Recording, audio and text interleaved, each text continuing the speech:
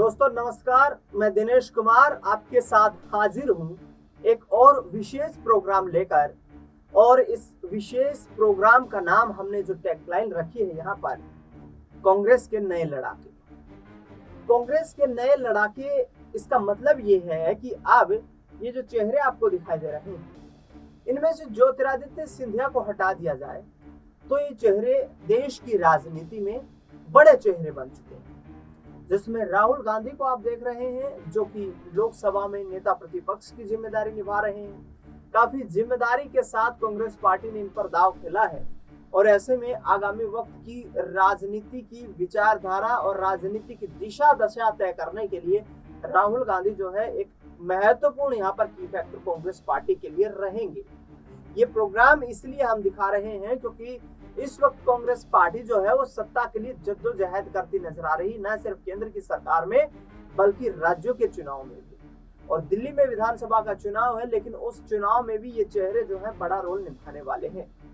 आपको बता दें कि इन चेहरों में राहुल गांधी को छोड़कर सचिन पायलट और जीतू पटवारी के साथ साथ ज्योतिरादित्य सिंधिया भी आपको दिखाई दे रहे हैं। लेकिन चर्चा करेंगे ये दो बड़े चेहरे जीतू पटवारी और यहाँ पर सचिन पायलट की, क्योंकि सचिन पायलट कांग्रेस पार्टी के कद्दावर नेता हैं। बहुत कम उम्र में ही उन्होंने केंद्र में मंत्री की जिम्मेदारी निभाई और मनमोहन सिंह सरकार में वो केंद्रीय मंत्री रहे। इसके साथ साथ इनके एक और सहयोगी जो दूसरी साइड दिखाई दे रहे हैं, ज्योतिरादित्य सिंधिया, वो भी उस वक्त कांग्रेस पार्टी में इन्हीं लोगों के साथ हुआ करते थे और इनका साथ छोड़कर वो 2020 में भाजपा में चले गए। लिहाजा वर्तमान में वो सरकार में साझेदार है, केंद्र में मंत्री है। लेकिन ये सवाल अब यूं उठ जाता है कि आखिरकार क्या ज्योतिरादित्य सिंधिया का सियासी भविष्य इन दोनों चेहरों के सामने बोना दिखाई दे रहा है। दरअसल आपको बता दें कि राजस्थान के पूर्व डिप्टी सीएम रह चुके हैं सचिन पायलट, और राजस्थान में कुछ वक्त पहले जब कांग्रेस की सरकार होती थी 2023 में, तो उस दौरान कुर्सी की लड़ाई को लेकर, यानी कि सीएम कुर्सी की लड़ाई को लेकर सचिन पायलट और अशोक गहलोत के बीच सियासी तकरार भी हो गई थी। लेकिन उस सियासी तकरार को खत्म किया राहुल गांधी ने और प्रियंका गांधी ने। लिहाजा उसके बाद सचिन पायलट कांग्रेस पार्टी के साथ डटे रहे, लेकिन उसका प्रतिफल अब उन्हें 2025 में आकर मिला है, जब उन्होंने कांग्रेस पार्टी के दिल्ली विधानसभा चुनाव में टॉप 40 कैंपेनर्स की सूची जारी करने में अपनी अहम भूमिका निभाई है। सचिन पायलट के दस्तखत के साथ एक सूची जारी हुई। उस सूची में जिस तरीके से सचिन पायलट की भूमिका यहाँ पर दिखाई दी कि वह 14वें नंबर पर इस सूची में है और उससे ऊपर अशोक गहलोत नजर आते हैं। हालांकि सम्मान अशोक गहलोत का जरूर करते हैं, लेकिन जनरल सेक्रेटरी की भूमिका निभाते हुए कांग्रेस पार्टी में अब सचिन पायलट नजर आ रहे हैं। पिछले दिनों कांग्रेस पार्टी की संगठनात्मक रूप से बैठक हुई। उस बैठक में प्रियंका गांधी ने भी महासचिव बनाने को लेकर सचिन पायलट के नाम की सिफारिश की। लिहाजा अब सचिन पायलट कांग्रेस पार्टी के उन कद्दावर नेताओं में शामिल हो चुके हैं जिनके कंधों पर आगामी वक्त में देश की राजनीति में कांग्रेस पार्टी को वापसी करवाने की जिम्मेदारी रहेगी। अब इनको जनाब को देखिए, ये जीतू पटवारी को, ये जीतू पटवारी वही पटवारी हैं जो पिछले वक्त में विधानसभा का चुनाव हार गए थे। उससे पहले जो कमलनाथ सरकार में कैबिनेट मंत्री थे, लेकिन अब देश भर में सबसे अधिक एक्टिव नजर आ रहे हैं। मध्य प्रदेश में लगातार ये लोगों की समस्याएं सुन रहे हैं। इनका साफ तौर पर ये कहना है कि भाई मैं विपक्ष में मौजूद हूँ, मेरा काम लोगों की आवाज को सरकार के कानों तक पहुंचाना है, और सरकार यदि काम ना करे तो फिर सरकार के खिलाफ धरना प्रदर्शन करना भी मेरा काम है।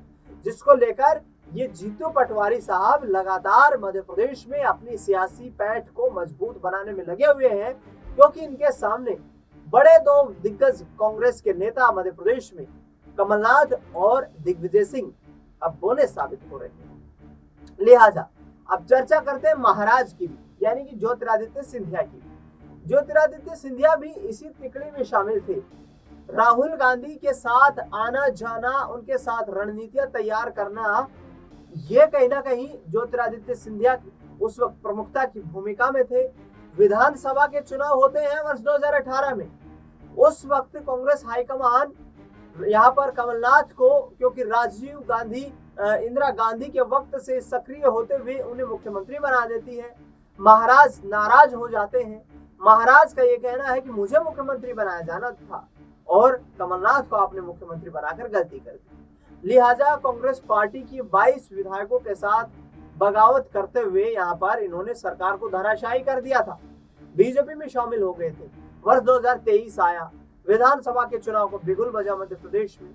इनको उम्मीद जगी कि अब मुख्यमंत्री की कुर्सी ने मिलने वाली है, क्योंकि मध्य प्रदेश के मुख्यमंत्री उस वक्त शिवराज सिंह चौहान थे और शिवराज सिंह चौहान को लेकर ये चर्चा थी कि शिवराज सिंह चौहान का पत्ता कट सकता है और ज्योतिरादित्य सिंधिया साहब को मुख्यमंत्री बनाया जा सकता है।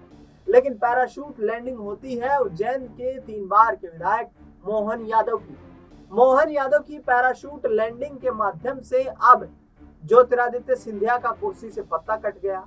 यहाँ तक कि इन्होंने मध्य प्रदेश में जो है विधानसभा का चुनाव ही नहीं लड़ा। केंद्र में मंत्री अवश्य है, लेकिन इस बार केंद्र में भी इनकी जिम्मेदारियां हैं वो कोई खास दिखाई नहीं देती है। लिहाजा जो ज्योतिरादित्य सिंधिया है, ये इन दोनों नेताओं के सामने छोटे इसलिए साबित हो रहे हैं क्योंकि एक जो सचिन पायलट आपको दिखाई दे रहे हैं, ये राजस्थान में मुख्यमंत्री पद के कद्दावर दावेदार हैं। जीतू पटवारी मध्य प्रदेश के दावेदार हैं, लेकिन ज्योतिरादित्य सिंधिया का अब मध्य प्रदेश में मुख्यमंत्री बनने का सपना आगे आने वाले वक्त में भारतीय जनता पार्टी में शामिल होते हुए सपना ही बन करके रह सकता है, क्योंकि मध्य प्रदेश में बीजेपी ने अपनी एक नई लॉबी तैयार कर ली है। में अब मध्य प्रदेश में ये जो लॉबी तैयार हुई है, जिसमें मोहन यादव मुख्यमंत्री की भूमिका में है, भारतीय जनता पार्टी का ये साफ संकेत है कि दूसरे राजनीतिक दलों से आने वाले नेताओं को हम मुख्यमंत्री जैसी बड़ी जिम्मेदारी नहीं दे सकते। जिसका उदाहरण हरियाणा में देखा, जिसमें हरियाणा में राव इंद्रजीत सिंह और राव नरवीर सिंह जैसे 2 बड़े कद्दावर चेहरे थे, जो कि अहिरवाल की राजनीति में मजबूत पकड़ रखते हैं। और तीसरी बार हरियाणा में जो बीजेपी की सरकार बनी है, उसमें राव इंद्रजीत का, राव नरवीर सिंह का अहम योगदान रहा है। लेकिन ये दोनों ही नेता कांग्रेस पार्टी और इंडियन नेशनल लोकदल से भाजपा में शामिल हुए थे। लिहाजा इनको मुख्यमंत्री न बनाकर नायब सिंह सैनी को मुख्यमंत्री बनाया गया। तो इससे साफ प्रतीत होता है कि आने वाले वक्त में अब कहीं ना कहीं मध्य प्रदेश में एक बीते जमाने के नेता के तौर पर ज्योतिरादित्य सिंधिया यहाँ पर साबित होते हुए नजर आ रहे हैं।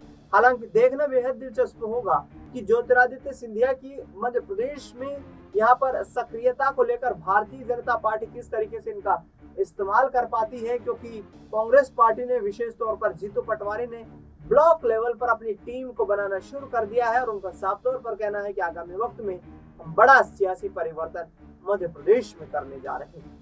फिलहाल इस खास कार्यक्रम में इतना ही। देश दुनिया की तमाम बड़ी खबरों के लिए आप देखते रहिए SPN।